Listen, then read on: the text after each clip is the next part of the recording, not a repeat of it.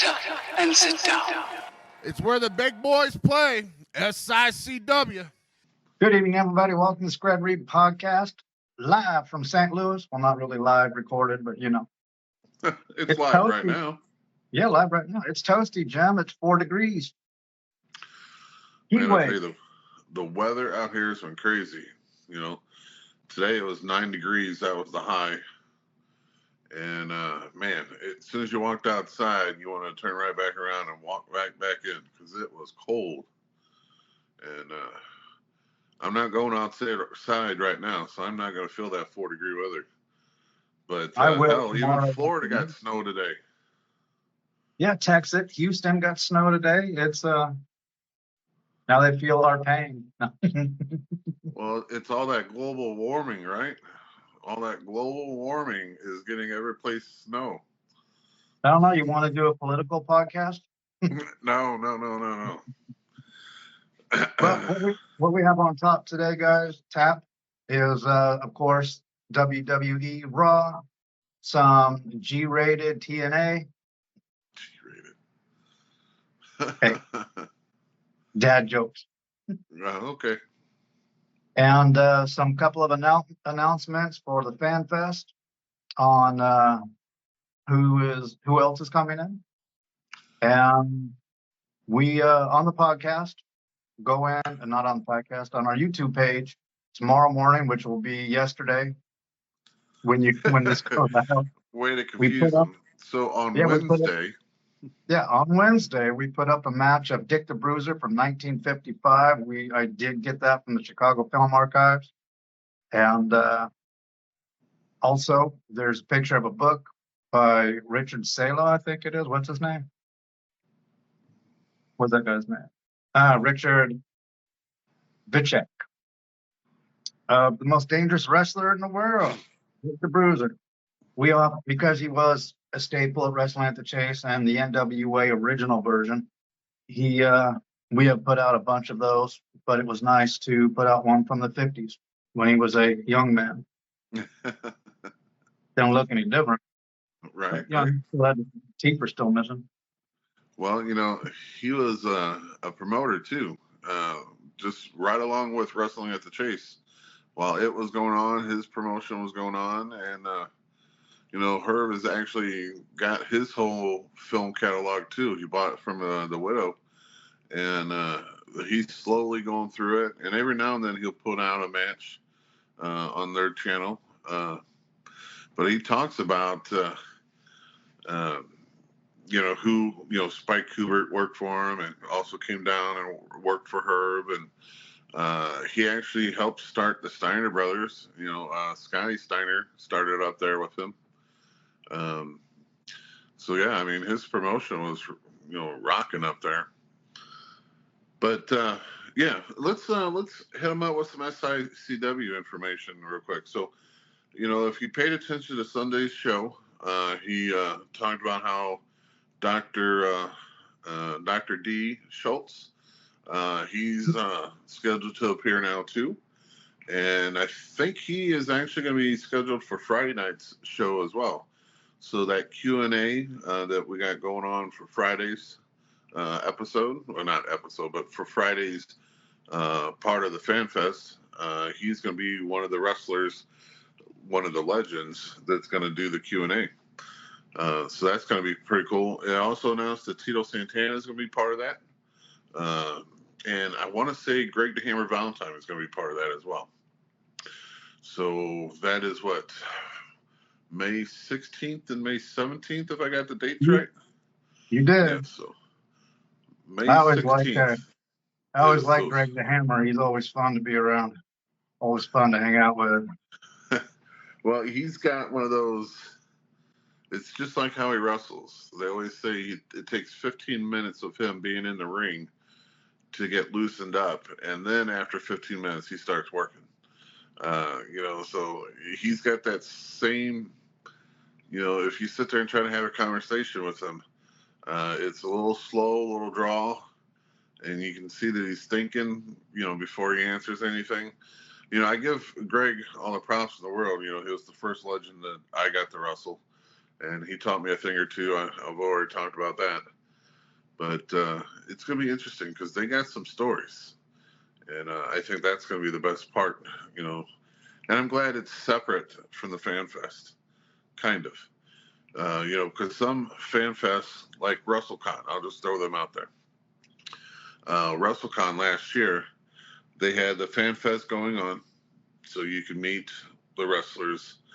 They had the stuff scattered everywhere that you can go and buy, you know, wrestling figures and different things.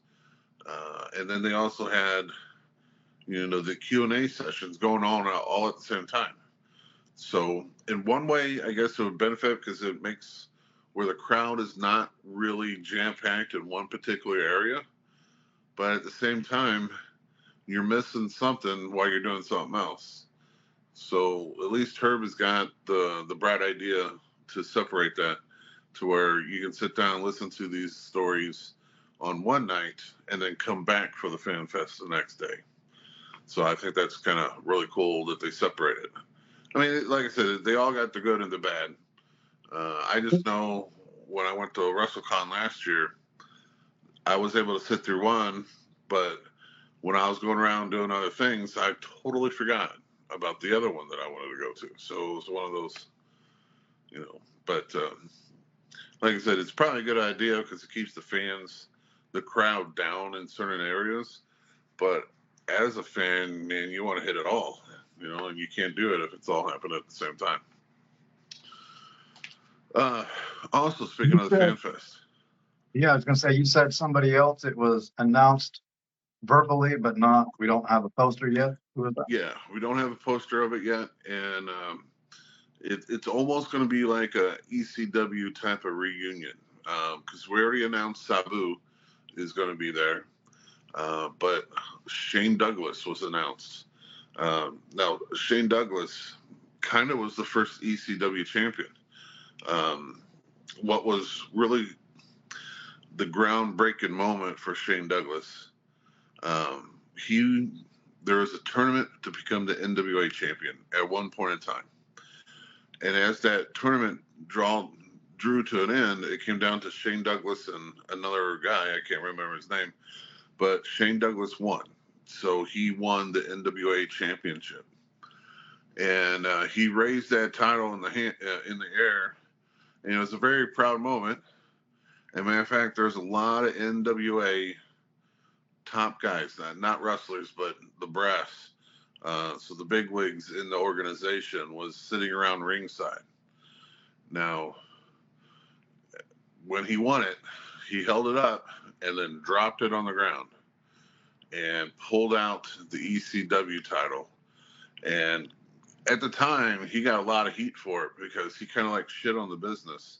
You know, people like Ric Flair, Harley Race, you know, all those great NWA champions, Dusty Rhodes. You know, when you throw down a historical title like that, it pisses people off. But then it also started the whole ECW craze. So, you know, again, it's one of those bad and good things. You know, it's shitty how he did it, you know, because he threw down such a prestigious belt and said, that don't mean nothing to me. This is what means, this title means everything to me. And it was the ECW title. So it was a very monumental moment in wrestling. And he'll always be known for that. So I guess in his storied career, you know, that's a great thing. And he wrestled for WWE too. Not quite a great run up there. They had him coming in like a smart teacher type of gimmick, and it just did not work for Shane Douglas. You know, if you caught him in ECW, you can see the difference. ECW, he was this ruthless, had aggression and everything going for him, and he just fit the character, and the character was good for ECW. But, you know, they try to change, there he is, but they try to change him in WWE, and it just wasn't working well. Plus, I heard that he got into it backstage with Shawn Michaels and Diesel and Kevin Nash and everything. That's from that incident you were talking about, the screenshot from that match. when he dropped the belt. Yeah. So it's kind of like I said, an ECW reunion of sorts. So you got him, and he still wrestles from time to time, and so does Sabu. Now I'm not saying they're Oh, you know what? Shane Douglas wants to get into the Bruiser Brody Battle Memorial, so he will be wrestling. That would be awesome. Shane Douglas is wrestling in the Royale. Yeah. So a whole bunch of stuff going on in SICW right now, and they're not even done announcing. They'll announce a few more. They're not trying to do the whole 60 legends like they did last year, because that was just a nightmare. It was great for the fans. Don't get me wrong, but we work pretty close with the promotion, and we know what a nightmare that was. People running people back and forth. You figure You say we work pretty close. We work in it. Yeah, we work in it. But yeah, it was granted, it's going to be a little easier this year because where we're having it at the Hilton, which is right across from the airport. So it's going to be easier to take them back and forth. As a matter of fact, there's actually a shuttle that goes back and forth, so it's going to be a lot easier for the fans, a lot easier to take the legends back and forth. Yeah, I was going to say, didn't Herb or Jason say that the shuttle's going to go get them and bring them back, so we don't have to go out there and sit there waiting? Yeah, so it's like perfect all around. So, I've checked in on the hotels, on that hotel, just to make sure there's still rooms available, and there is. But it's coming down to slim pickings. So, everyone who's out there that wants to go to this might want to, reserve your hotel room now. Yep. The utility closet's the only thing left. Just about. All right. So, when it comes to our next show, nothing's changed. Nothing's really come out anymore about it. So I haven't heard if there's any other new matches scheduled. So we'll just briefly go over the two main events. This was supposed to be. Just a reminder, when you're watching this, get your butt out there tomorrow night. Oh, no, this is a Saturday one, isn't it? Yeah, it's Saturday. Okay. But it's February the 1st, so it's going to be a few more, couple more weeks away. Oh, yeah. See, I'm sick, so my brain doesn't work. Speaking of which, UPS finally delivered my medication, so that's cool. There you go. Highlight. Frozen.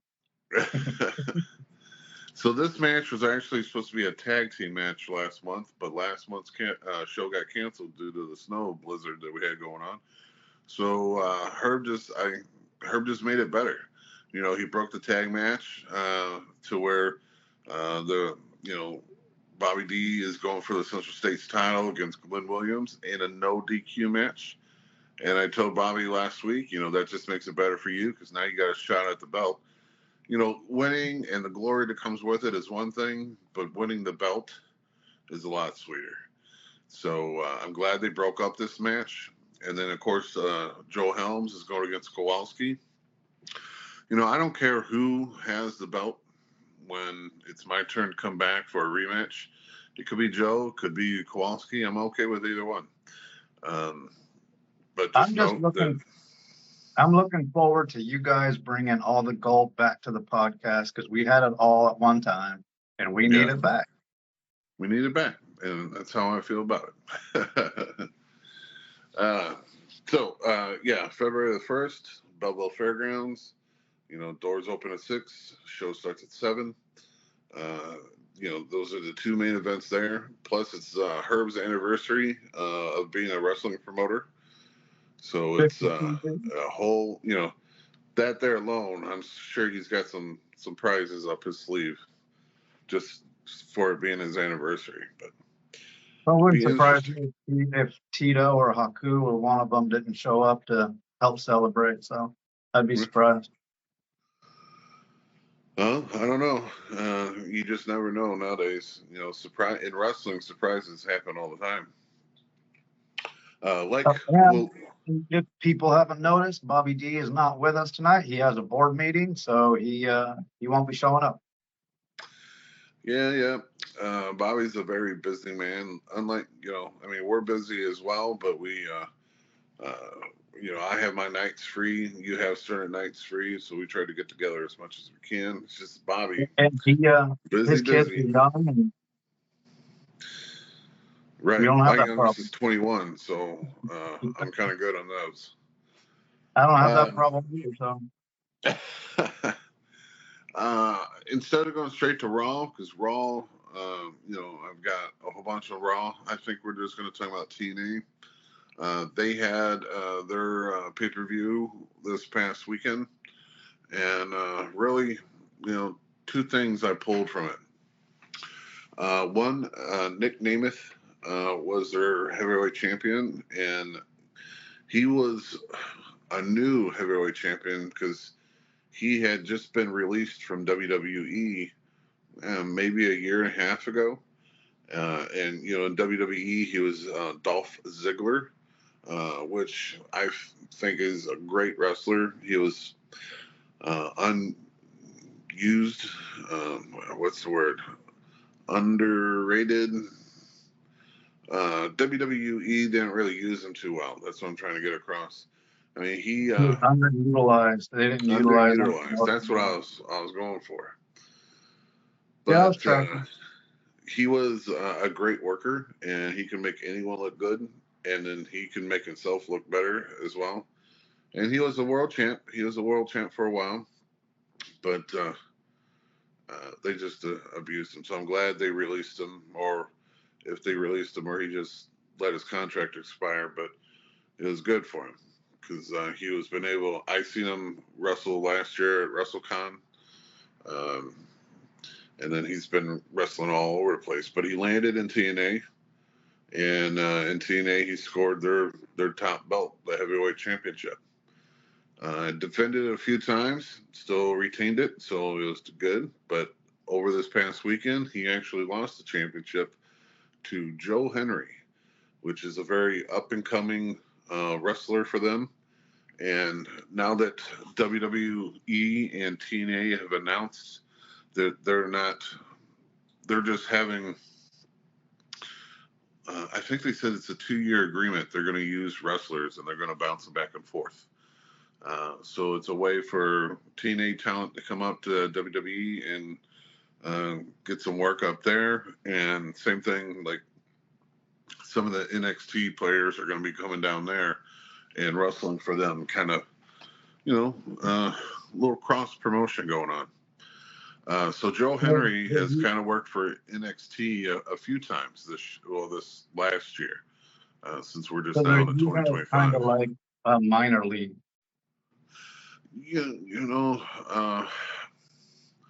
Before AEW started, you really only had two shows that you can watch. It was WWE and TNA. So they were their competition.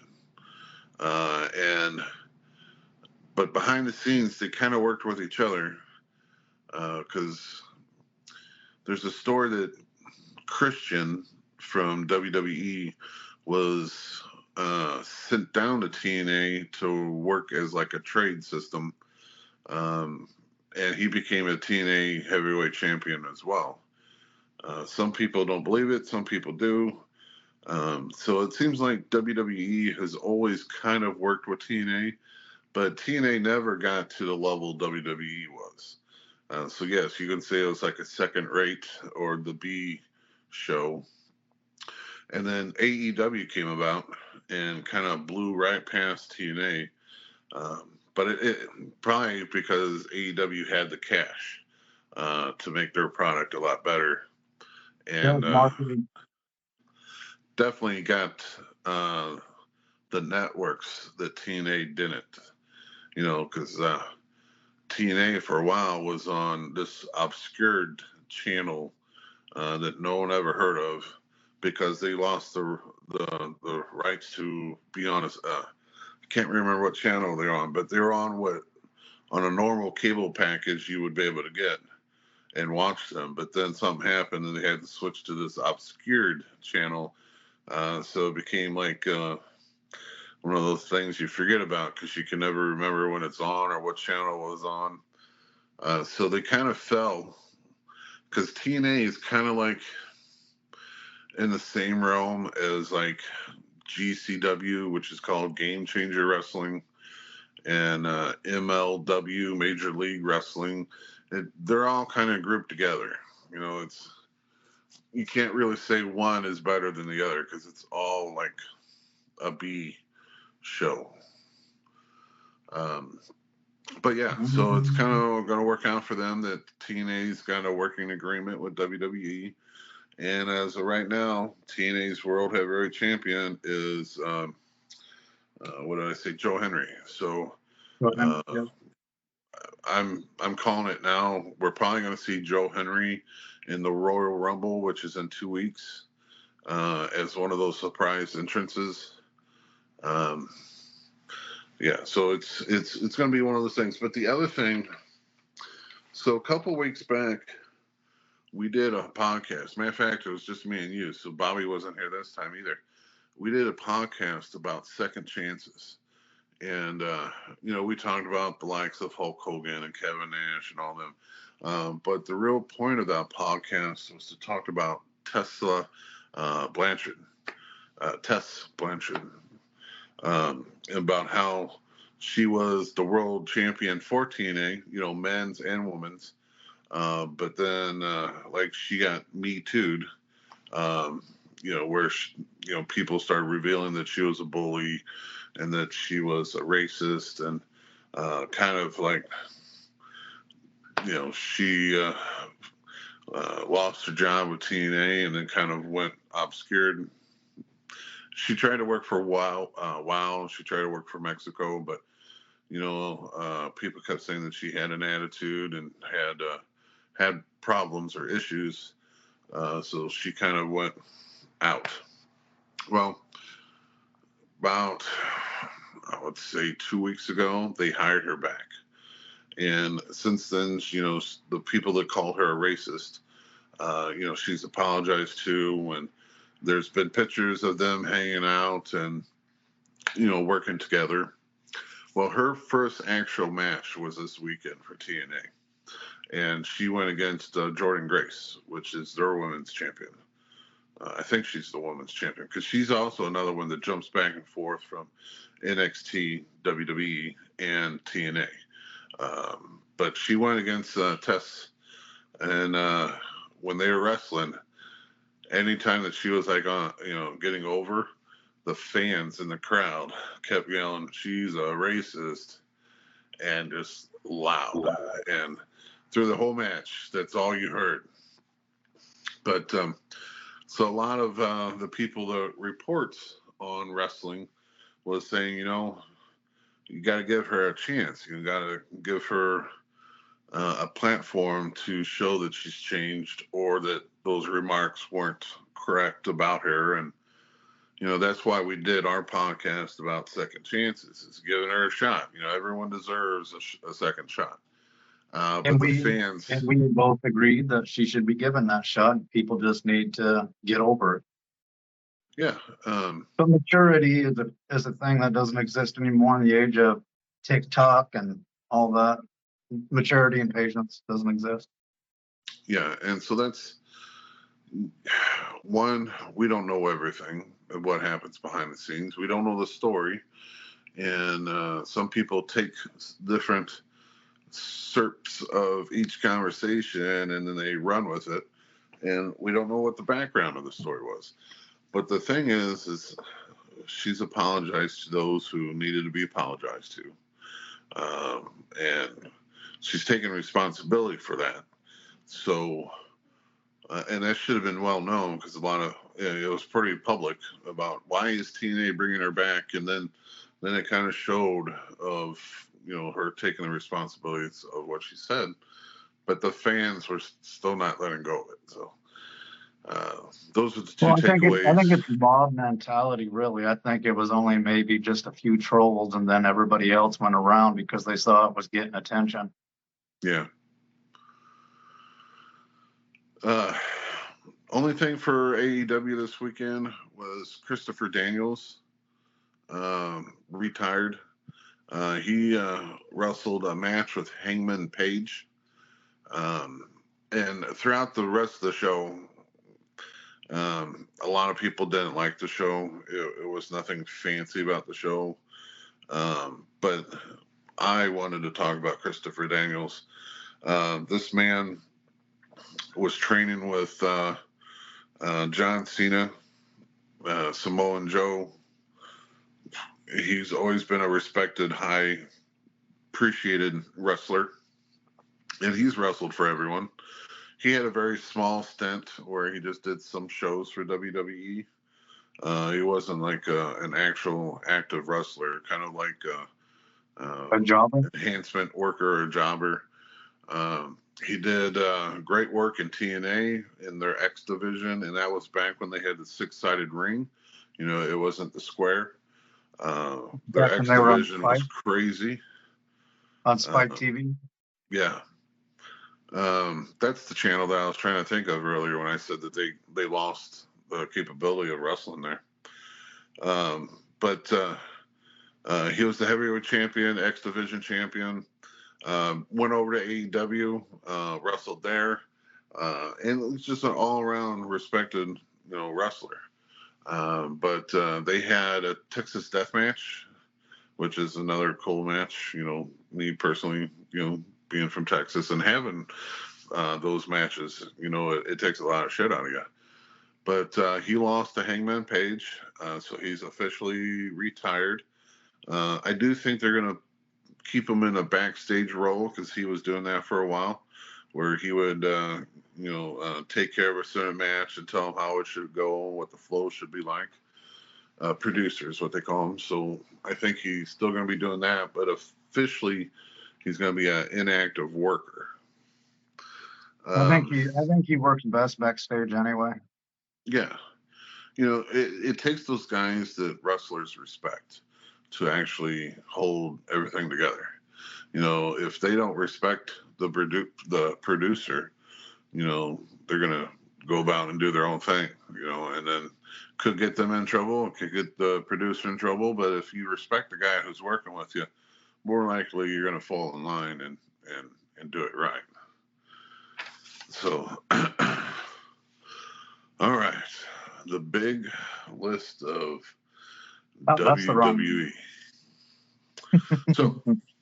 So the numbers came out for episode number 2, and Netflix says 3.9, but there's controversy, or 3.5. A couple hours ago they released it, but controversy, it has an error of about 1 million people, so any number they put out is pretty well agreed upon that it's inflated, because Netflix tends to count people who leave within 5 minutes as a viewership number. Well, the thing here is before Raw got on Netflix, they would not tell anyone, because I follow a lot of comedians too, Joe Rogan, and they've all had specials. And I listen to Joe Rogan's podcast all the time, and he talks about how Netflix won't give you an estimate of how many people has watched. They just pay you to do the special, So it was kind of funny how all of a sudden once Raw got to Netflix, well, now they'll tell you how many people are watching it. So yeah, but they have $10 billion on the line. I love Joe Rogan, but he's not $10 billion worth of let's give you your number. I don't know, because he's just one of the people that's talked about this. And he is a billionaire too. He is. I mean, I know Netflix isn't paying him $1 billion, but he moves needles when he's doing his specials. So you would think anyone who's a needle mover would be able to get all the information they want. But what I'm saying is I lean towards that. So I kind of lean towards that they don't have the fucking number. And whatever they're putting out there is what they want to put out there. You know, to me, Yeah, that's how it seems to be going. and that can be both detrimental and positive. It can cause, marketing wise, it can, in marketing, you have to solve a problem. Your product has to solve a problem or create a problem that it needs to solve. With this, there was no problem except for the ownership wasn't making the money they thought they should, because they sure in hell aren't paying the wrestlers anymore or the backstage people anymore. But I can see it as a detriment to the independents until the territory system that Billy is trying to help build. Well, because if they see those 2, 3, 4 million viewer numbers out there, people will just brush it up. I mean, I get it. Netflix wants to beef it up. WWE wants to beef it up, and they're going to. So because there's plenty of times where I never had one of those recorders, DVRs. So if I missed Monday Night Raw, I missed Monday Night Raw, and I had to catch up on one of the channels that did like the Sunday Night Heat that would actually talked about what happened in the pay-per-view. So I get that. But it's still great. I've looked at the math that they're using to try and guess these numbers, and to me, it just, being somebody that is into numbers and loves math, it just, something doesn't store the Kool-Aid. It's Jim Jones Kool-Aid is what I'm saying. You're saying it's not. People are watching, yes. Is it more than when they were on network TV? Probably about the same, if not a little bit more, because now it's more global. Probably more. But pulling the numbers they keep putting out, I rather doubt it. I find it hard to believe without the actual numbers and to put the algorithm. I mean, it's just, the math is pretty simple, but it's convoluted. Yeah. I mean, it's simple for me. It's also a streaming service, so they don't have to put numbers out there to make like NBC or whoever as a network TV, look good. They really it's a streaming don't have service, so they're just doing it on their own. But anyway, let's get into Raw. Now I know they got 2 shows coming up. This Saturday they got Saturday night's main event, which will be the first one this year, and I guess they're going to try to bring that back often. And it's really, I don't know if they're using it as a way to run against AEW, because AEW's Collision runs on Saturday nights. So it's a way for them to, like, I don't even think it's Collision, because I'm not 100% an AEW fan, so I can't remember the name of their shows. But they do run on Saturday nights. They run SmackDown on Saturdays? No, SmackDown is WWE, and that's always on Friday. No, I meant like if they're trying to put another thing on Saturday. I thought they did SmackDown on Saturday. I don't watch SmackDown, so I don't. Yeah. So Saturday's main event is normally on NBC when they have them. It's very rare that they have them, but this will be the second one in like 6 months. But it is running against AEW that night, so a lot of people thinking that's why they're doing it. But so that's a big show for them, because it's on network TV. And then they have the Royal Rumble in 2 weeks. So with 2 big shows coming up, what do you think a lot of Monday Night Raw was? Just pomp and circumstance about Royal Rumble and the show coming up. Probably very little wrestling as usual. So yes, it was a lot of promos, a lot of backstage talking about the 2 shows. And they actually opened up with a backstage segment.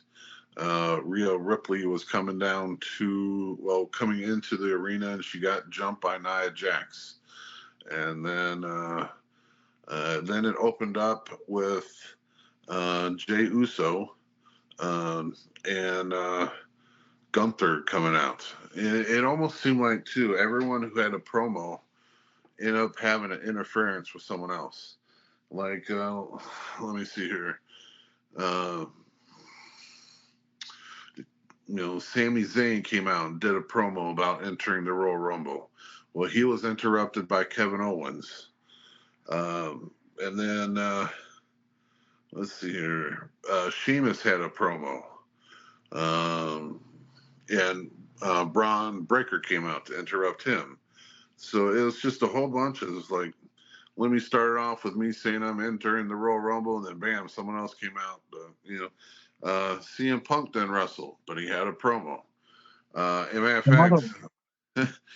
matter of fact, his promo was talking about Saturday night's main event and the Royal Rumble, but he also threw in a zinger with saying how you can bring in these legends and help promote all this stuff.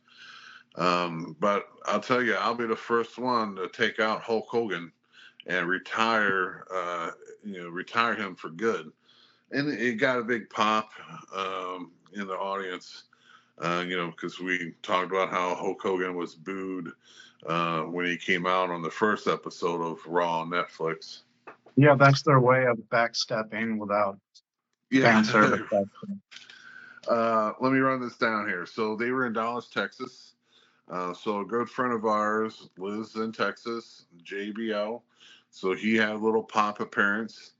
And in some of the other channels that talk about wrestling, they were actually talking about how, this was crap that JBL came out for this. And he actually did commentary for a match.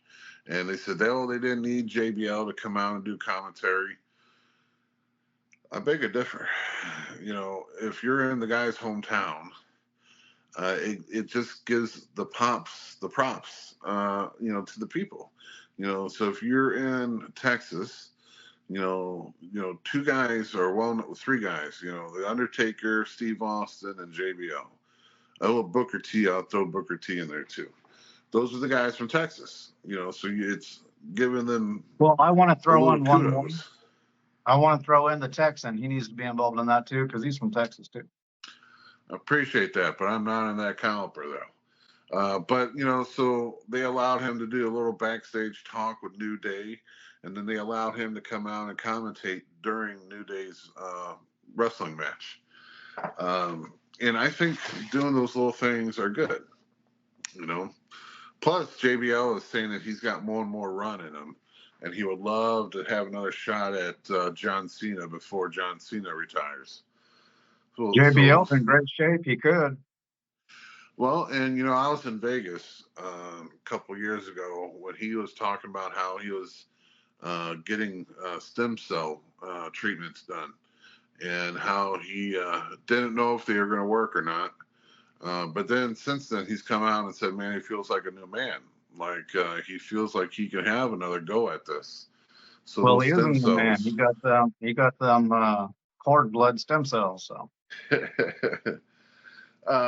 So just to run down, Sami Zayn already declared that he was going into the Royal Rumble, and that he is for certain going to win the Royal Rumble so he can have a match with the heavyweight champion.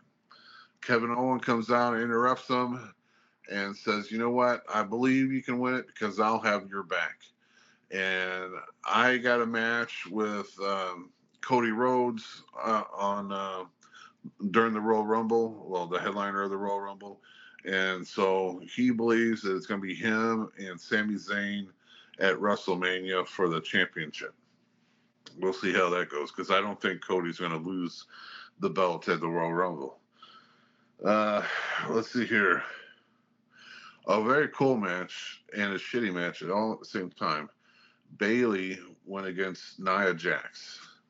Now, Nia Jax earlier in the show, the very first segment, came out and jumped Rhea Ripley.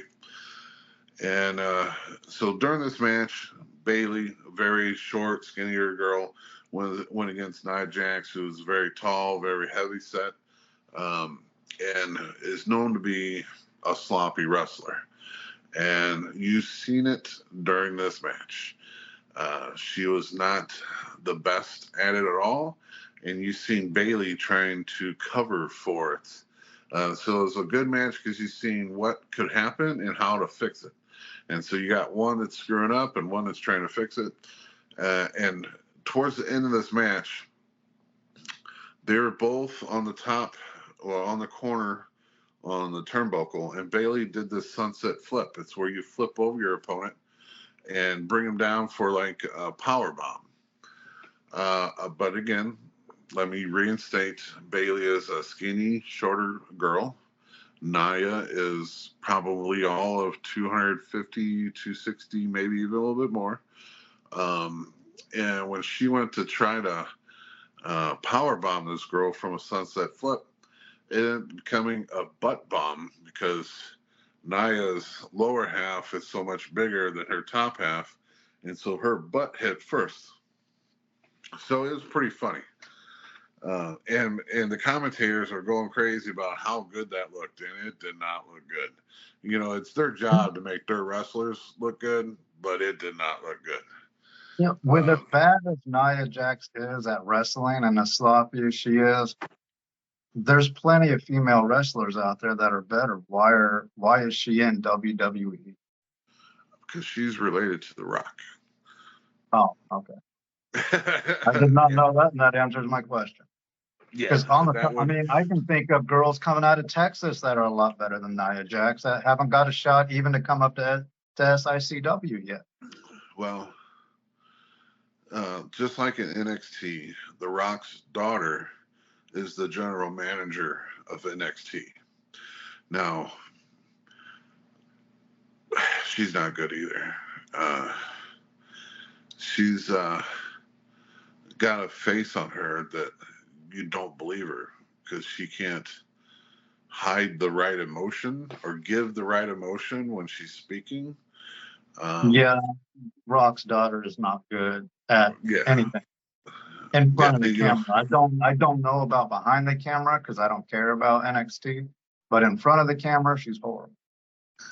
Well, and the whole thing is she wanted to become a wrestler, and then she made her debut on NXT, but only wrestled a couple months, and then they moved her into a new role where she became the commissioner. So you took a brand new wrestler, and now you made her commissioner. So there's really only one reason for that. You know, it's not that she became that popular. It's just that maybe she couldn't wrestle, and you had to keep her on board. So you moved her into a position. You know, nepotism is alive and well still. Huh?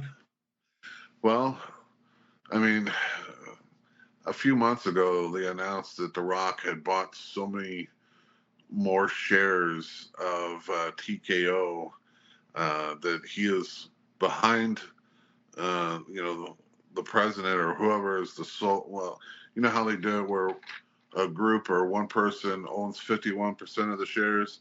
Well, he's like almost damn near the second person who owns most of the shares. So not only is he a worker for them, not only is he on the board, but he owns a lot of shares of this company too. And it's unfortunate because of his ego and his narcissism. If he took a large scale role, he would destroy it. Well, and they're saying that that's the reason that the last time The Rock showed up, when it was Roman versus what's his name, Silo, to become the head chief, and The Rock had previously was a heel. He was beating the crap out of Cody Rhodes and trying to take Cody Rhodes' spot. But the last time he showed up, he was just giving props to Cody Rhodes, being like just totally switching from a heel to a baby. And they're saying that he's doing that because now he's, taking it back and being as an owner / businessman versus a worker. So it'd be interesting because everyone thought he was going to go straight for Cody Rhodes or go straight for Roman Reigns and challenge him to be the head of the table or the tribal chief. Well, I mean, I don't wish him any ill will as far as WWE failing or TKO failing because there's a lot of people that are employed, but I'm not going to say I have any love for him either. Right. So at the end of that match, Nia Jax beat Bailey. But then Rhea Ripley came out and just started jumping on Nia Jax. And they had this nice pull apart and everything. So they announced that it's going to be them on Saturday night's main event for the championship. So that should be interesting. Well, Nia's going to win it. I hope not.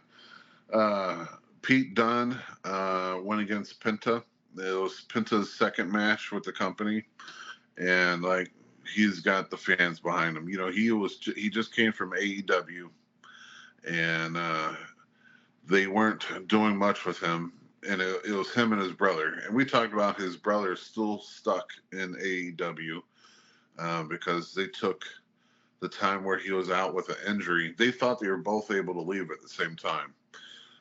But they took the time that his brother Phoenix was out with an injury and put it on the back half of his contract. So he's got to work out these next few months that he's probably not even going to wrestle. They're probably just it's shitty, but they can legally do it with the way his contract is structured. So yeah, just shitty. And they're probably not going to work him either. They're probably just going to pay him to sit on his butt because it kind of ruined him and his brother debuting at the same time. Yeah, but for the past 2 weeks, PETA is mostly what I see people talking about. So yeah, Penta, a great match with Pete Dunne again. It shows that in AEW, Penta was a high flyer, constantly doing the big shit, aerial stuff. But these last 2 weeks, he actually brought it into a wrestling format where, I think he did I think it was just one aerial thing where he ran across the ring and then jumped between the ropes to come to the outside. But yeah. So move? Yeah, and it wasn't even a big fancy one or anything like that. So a lot of people are saying that, less is more. They're finally saying that, so which is a good thing. Although I will stand by the fact that we need more lucha midget wrestling. I catch it all the time in Mexico City, and it is great. The people love it. It's just a good time watching it. It really is. Yeah, agreed. All right, so the main event was Seth Rollins versus Drew McIntyre, and they always have a good match, and it could be because we always see this match. It's a match that last year happened quite frequently. Now, don't get me wrong; they're two great guys, and they put on a great match.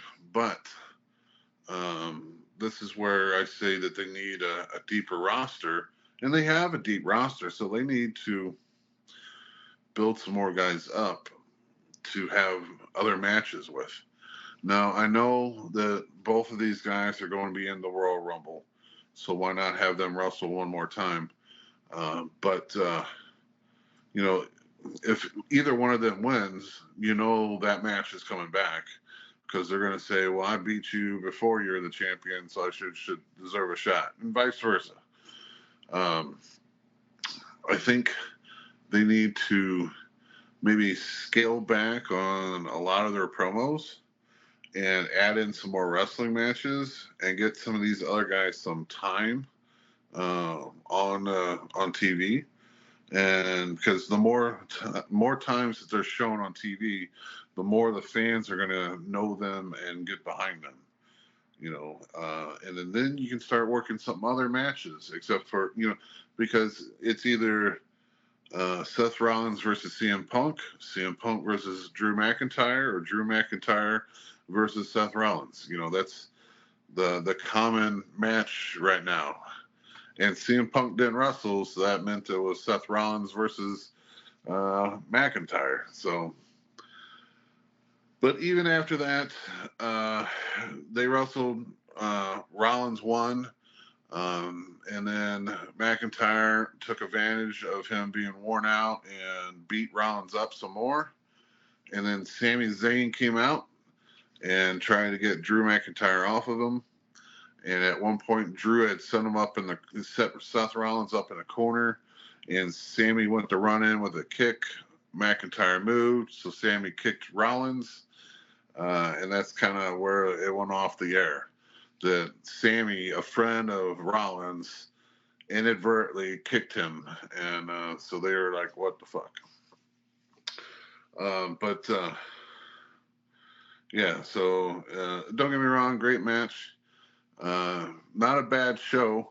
I would just say, and it might be just because they're leading up to Saturday night's main event and they're leading up to the Royal Rumble, which is one of the big pay-per-views. But I think they could have easily put on one or two more matches, because it's a wrestling show. That's the only reason, because it's a wrestling show. Not everything has to be entertainment. Well, I think they're going to end up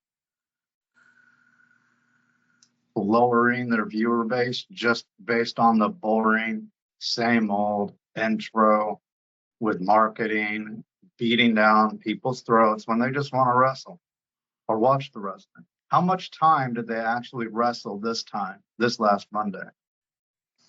Was it more or less? I can't find it anymore. Let me see here.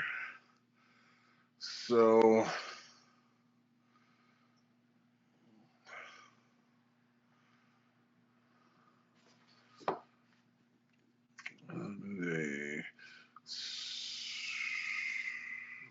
wow. So Rey Mysterio went against Kofi Kingston. That was one match. And then it was Bayley versus Nia Jax. That was the second match. Let's see here. And then Pete Dunne versus Penta. And then there was a tag match of girls. So it was Damage Control versus Pure Fusion Collection. And then it was Seth Rollins and Drew McIntyre. So was this 1, 2, 3, 4, 5 matches in a 3-hour show? Not enough. Yeah. Look, people, what they released that they're bringing Logan Paul in for the next Raw. So there's going to be even more talking. Well, they're also talking about bringing in Goldberg. I heard Goldberg is going to be one of the special guys. Not that he's going to wrestle, but he's going to be, again, because they're going to be in his hometown, and so he's going to come on. But Goldberg has been putting out on social media that he wants one more match, that he wants a retirement match. He wants one of those sail away songs, for him. But do we really need one more Goldberg match? I mean, No, we've do you want seen to break him. his neck? Do you want to break his neck a third time? Well, Goldberg versus The Undertaker, Saudi Arabia brought that match over there. And this was a once in a blue moon match. Goldberg just came out of retirement for this match. And you had The Undertaker, who's been in the top dogs for a long time. And they had one of the shittiest matches possible. Because Goldberg knocked himself out before the match even started. Goldberg has this thing where they'll follow him from the dressing room to the ring, but before he leaves the room, like, they have a security guy knock on the door, signaling, "Hey, it's time to go." And then you hear this head beating against the door, and then he opens up and comes out. Well, during that time where he was beating his head against the door, he knocked himself out, gave him a concussion. And then he wrestled that match with a concussion, and then gave himself another concussion during the match, because it was set up. Goldberg does the spear. Undertaker was in the corner. Undertaker moved. Goldberg went into the corner, and literally,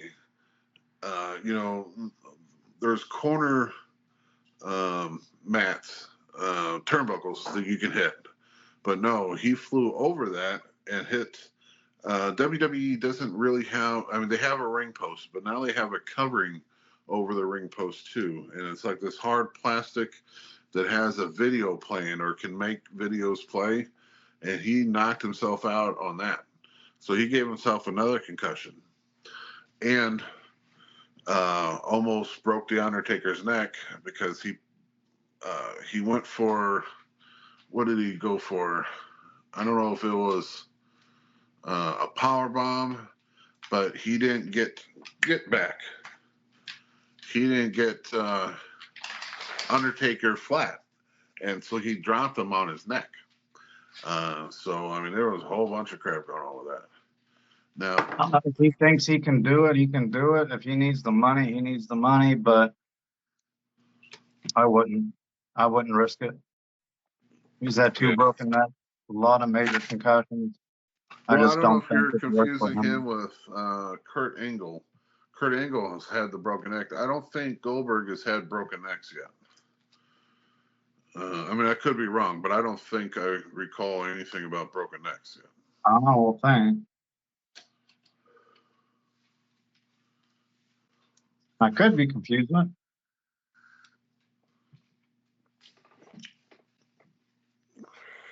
Yeah, you're right. Goldberg didn't break his neck. Yeah, So who am I thinking about then? I think Kurt Angle.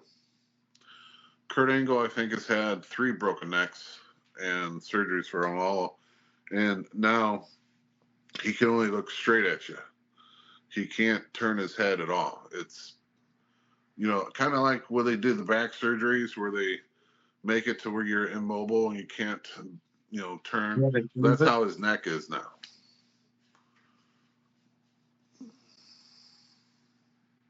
Okay, yeah. But that's it The bald head got me. That's it for Monday Night Raw. Yeah, so very, it is what it is. I wish there was more wrestling. And then if Logan Paul shows up, it'll be even more talking, less wrestling. He may be in India fighting Conor McGregor. All right.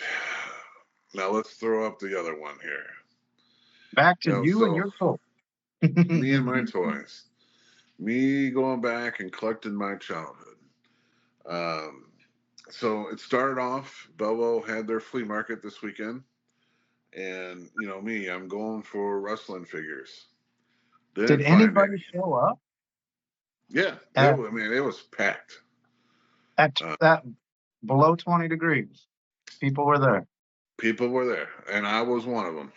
But they did have some LJN figures, but there were ones I already had. So I went, so my childhood growing up, a lot of people were into Transformers, and some of the people that I currently watch on YouTube, they're all about getting everything. And I'm not that way. I want to collect the ones that I had as a child. So I'm after wrestling. I'm after He-Man, G.I. Joes, and Star Wars. And some Ninja Turtles. Those are like my 5 go-to things. So I did find some original He-Man. This is Jitsu. And I actually showed him the newer version on one of our past episodes because there's so many different lines of He-Man. And the newer ones look cool too. So I've kind of picked up some of the newer ones, but this is, the 80s figure. He's got the little action where just does a little chop. So that was kind of cool. And I had him as a kid. Now, this one I never had. And his name is Mantina or Mantina. Might be his name. The only cool thing about him is his eyes. His eyes poke out at you. But he's also an original He-Man figure. Never had him as a kid. But I seen him and the price was right. He was just $5, so what the hell. So got those 2 things. Oh, and I got one line that I never did collect. I just thought it was kind of cool. Was this Shark Man. Now, this is the only reason I wish Bobby was here tonight, because John Cena is in a show where he's I even forgot the name of the show, but it's a whole bunch of different characters from DC and stuff. And he's one of them off of that TV show that Bobby currently watches. But this is one of the original figures. So this is King Shark, and he's a DC character. I just thought that looked kind of cool, and he was only like $2, so why not? So then I answered a Facebook ad, and man, I really thought there's 2 Facebook ads that I wanted to get to, and one of them, you know, those wrestling buddies that I have the Hulk Hogan, I have the Macho Man. Well, a lady on Facebook was getting rid of who was he? Jake the Snake had one too. I have Hulk Hogan and the Ultimate Warrior. Macho Man was the one that she put on Facebook for $50, and I couldn't believe the price. So as soon as I seen it, I hit on it.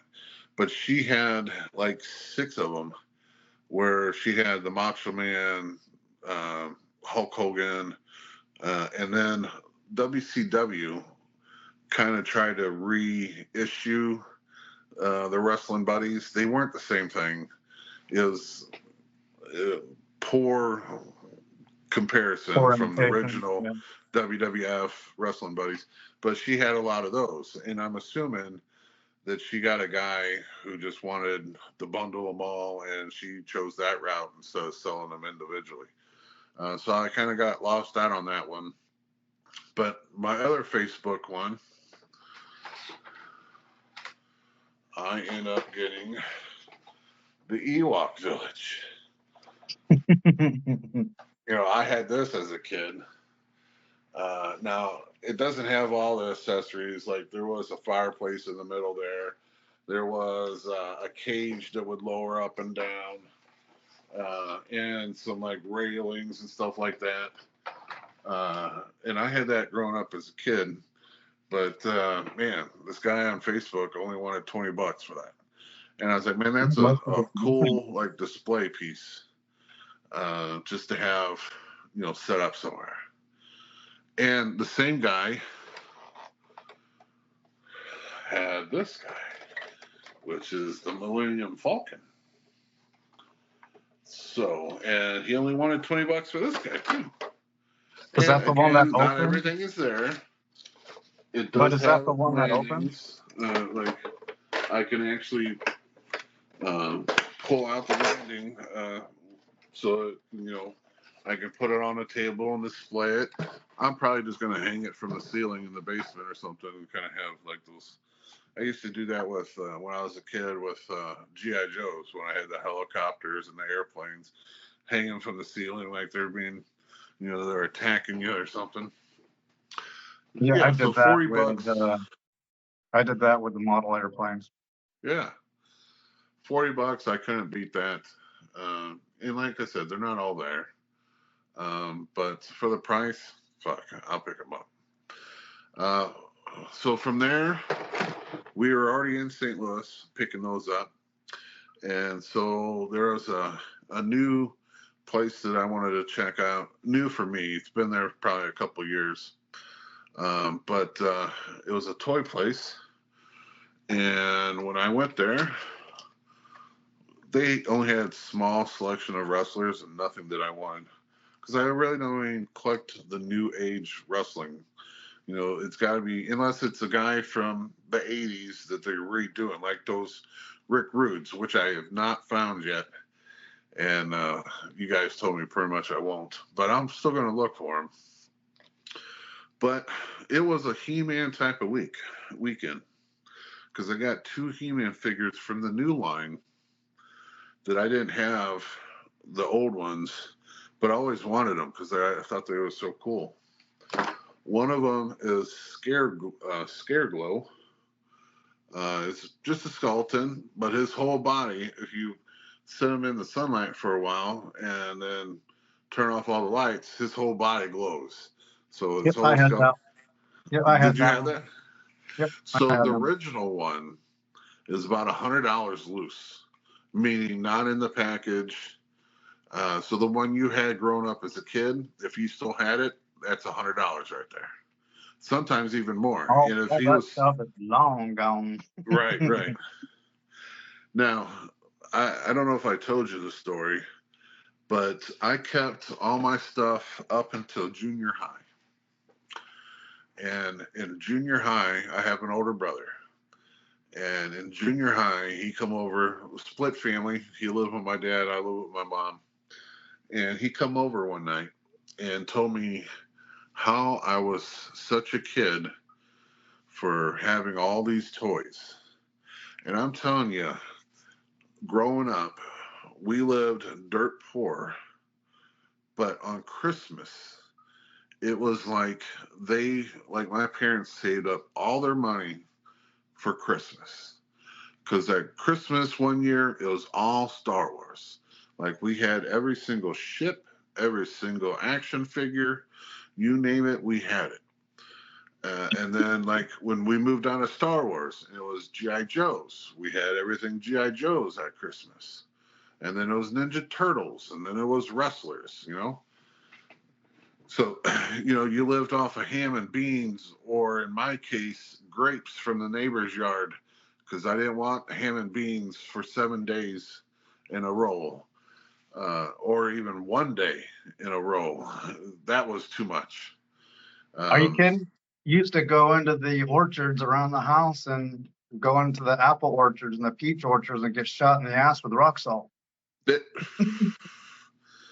No, I think my neighbors could smell the ham and beans and knew I was going to start eating their grapes that night, because you can smell it from the bus would drop you off at the end of the road and you had to walk down the road to get to your house, and you could smell it as you walk towards the house. And that was the biggest turnoff for me. Like my stomach would automatically start, like gurgling, like, you're not doing it. And to this day, I can't stand the smell of ham and beans. I'll eat ham all day long by itself. I'll eat pork and beans and stuff like that. But you get those lima beans and ham cooked Oh, together. you had the gross ham and beans with the lima beans. They're so starchy. Even if you soak them, they're starchy as hell. No, they're nasty. The smell is. But anyhow, so my brother come over one night and said, "Oh, you're a kid," and that when you're trying to grow up and start seeing girls and stuff like that, that's the last thing you want to hear is, "Oh, you're still a kid." So he convinced me to not even sell. He convinced me to throw all of it into the dumpster, and that's where it all went. All the Star Wars, He-Man, Ninja Turtles. The only thing I kept was my wrestlers. And so I never let him down on that too, because now that guy, my brother, collects Star Wars. And I said, you wouldn't have to collect them if you didn't tell me how to. And he helped me throw them away, because it was, you know. And I said, bitch, we could have been fucking rich if I would have kept all those. But yeah, so Scareglow, and then Mosquito. Ooh, I just popped his head. His head comes off. But because there's two heads. But this guy was pretty cool, and the reason why he was cool is, I don't know if this is going to pick it up, but you have a button you can push, and his chest is full of this red liquid and just swirls around. His original figure too, back in the 80s, is going for a pretty priest. Did you have Castle Grayskull back then? Because I did. we had I three did of not those, have one for each Snake boy. Mountain, but I had Castle Grayskull. And matter of fact, I still remember the first He-Man figure that I got. It wasn't really even the figure; it was the lion. The cowardly lion that turned into the beast, basically. And I got him from my father, who some sort of carnival that he was at.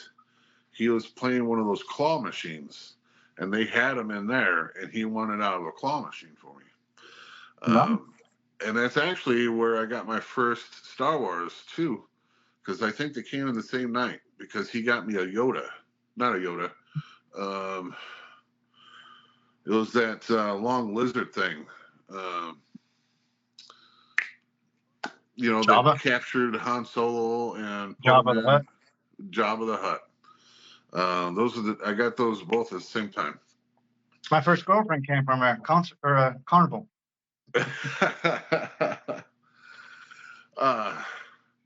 So I got those two at that place, and I tried to go to this store.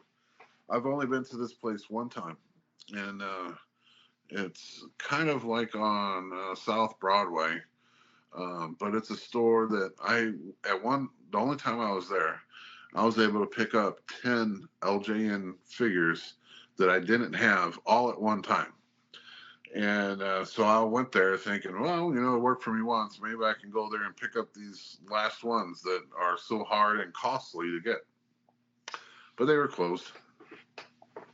So that kind of sucks. They closed on Sunday, and they have weird hours. They're closed Sunday, Monday, and Tuesday, and they're open from Wednesday to Saturday. Kind of weird. Well, no, I have a similar schedule. Yeah, you do. But you don't own the business. They're owners of this business. So, the last thing came in the mail today. And I've talked about the LJNs and how they had the wrestling figures. And then how they had the bendies where you can bend them all up. And then they had the Stretch Armstrong ones. Where Jake the Snake and Hulk Hogan, you can stretch them like the Armstrongs. And then they had squirt heads. And this came in the mail today. This is a Ted DiBiase squirt head. Now, believe it or not, these are just the heads. You fill them with water and then they squirt out. These things, I didn't pay this, but these things go for about $50 a piece. I was able to get this one much, much cheaper, and this motherfucker is mint. There's not a paint mark, scratch, or anything on this guy. So that was pretty cool. And like the end, because today I was off yesterday, so today was my first day back, and this came in the mail today. So that was like, finally, I have one wrestling thing from this weekend that I can show off tonight. But that's the end of all my action figures. Now you need to start collecting the Pez dispensers from WWE, yeah? I'm sure they made them. They have Jake the Snake. They have a lot. There is,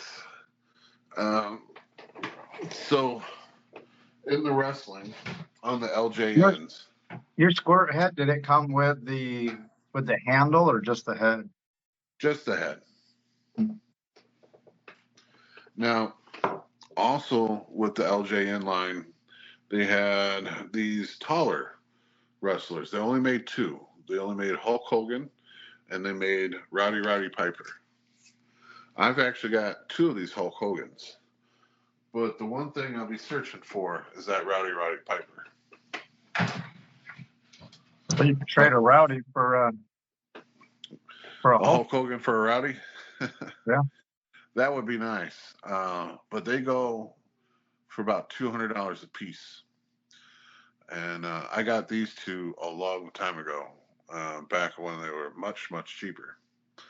The only downside is that Hulk Hogan, either one of the Hulk Hogans, originally came with a shirt and a title belt. And neither one of them has their shirts or their title belt. But I still got the figures. And Roddy Piper came with the I'm going to butcher the word, kilt. The buckle that most of them wear when they wear a kilt, and a shirt that said Hot Rod. But yeah, about $200 is what those things go for.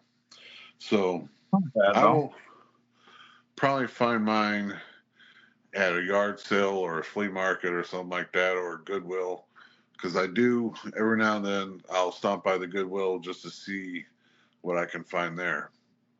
And sometimes you can find some. I found wrestlers, not the LJNs, but I found other wrestlers at the Goodwill, and I found He-Man before at the Goodwill. So every now and then I'll stop by, maybe once every couple months just to see what they got. Plus, it's a Goodwill. It's cheap. Yep, cheaper. Yeah, much cheaper. But that's it for all the toys that I picked up this weekend. And, I got them multiple ways, by the mail, by Facebook, by the flea market, and going to the store. So I hit all the ways you would think about getting them. Only thing left is for us to get a P.O. box and the fans to send you some stuff. That would be sweet if we had fans like that, because I watch a lot of YouTubers, and they always do a fan mail segment where fans have sent them something that they knew that they collected. Yeah, we still have to get bigger. I think we lost a couple subscribers and then gained a couple back, so I think we're pretty much where we were before still, right? Yeah, we got one more than what we had last week. I think it was 632 is what we're at. Yeah, that's where we were last week, but somebody sent an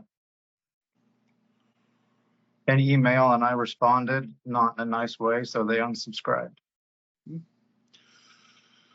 Okay, well, shitty on them. If they don't, hey, look, constructive criticism is great. We'll take it. Being an asshole is not great, and we will be an asshole back. And they didn't like the fact that I responded in kind. We do this, granted, we would love to make money off of this, but we don't.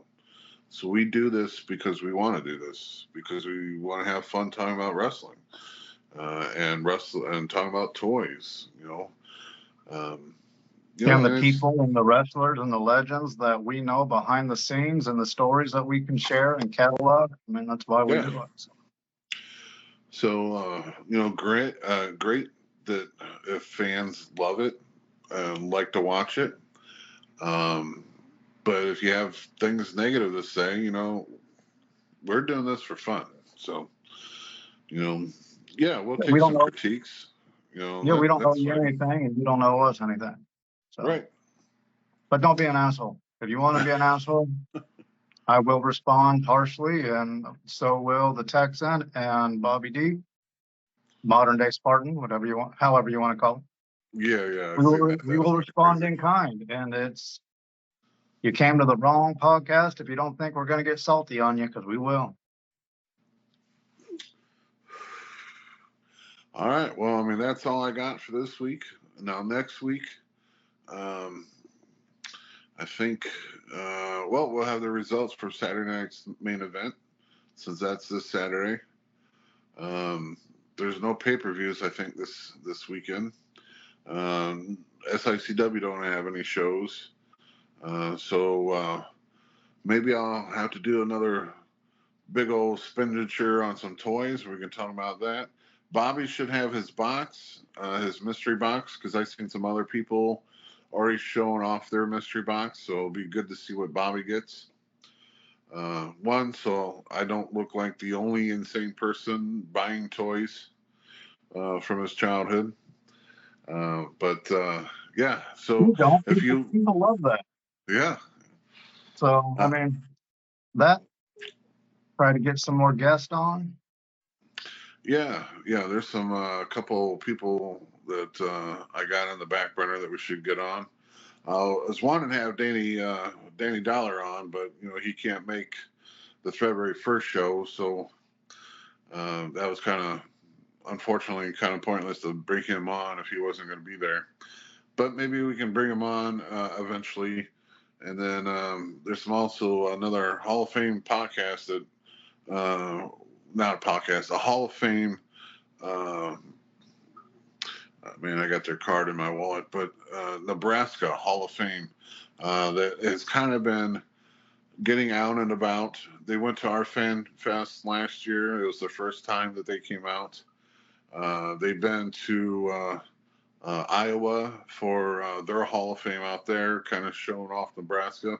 And we've talked. Were those Were those two guys that you introduced me to after?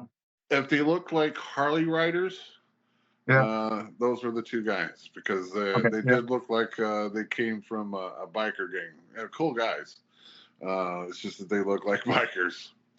Um, but Hey, yeah, so they wanted to get on. I'm going home. They wanted to come on and talk about their Hall of Fame and their guys that are in it. And the Bruiser, I think, is one of them that's in it in their Hall of Fame too, because I That'd know be they awesome. talked about Baron von Raschke is in their Hall of Fame. So kind of like the same type of legends that we would talk about. So it'll be a great podcast. So I think we'll reach out to them and get them scheduled. But yeah, so if you guys do like what you hear and see, I would love to hear from you too. I see that you subscribe and you watch because I see the watch hours, but I want to hear from you. So write a comment down below. Hit the thumbs up, spread Call the out the love. Texan. You want to wrestle him?